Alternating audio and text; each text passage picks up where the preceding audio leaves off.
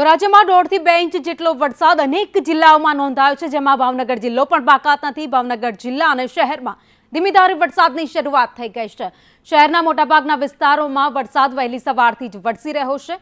તો ભાવનગર શહેરમાં જૂન માસમાં પૂર્ણ થવાને આરે છે, ત્યાં હવે ધીમી ધારે વરસાદની શરૂઆત થઈ ગઈ છે। ભાવનગરથી સંવાદદાતા મયુર દવે અમારી સાથે જોડાયા છે।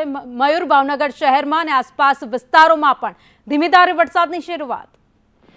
જી ભાવિની, ચોક્કસથી વાત કરીએ તો ભાવનગર શહેરમાં આજે સવારથી જ કહી શકાય કે વાતાવરણમાં પલટો આવ્યો છે।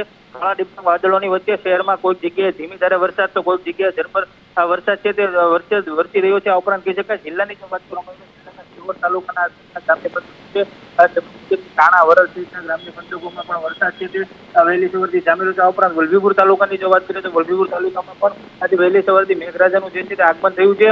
કહી શકાય કે જે રીતે ભારે બફારાથી ભાવેણા વાસીઓને જે તે ગરમીમાંથી રાહત મળી છે। આભાર માહિતી માટે।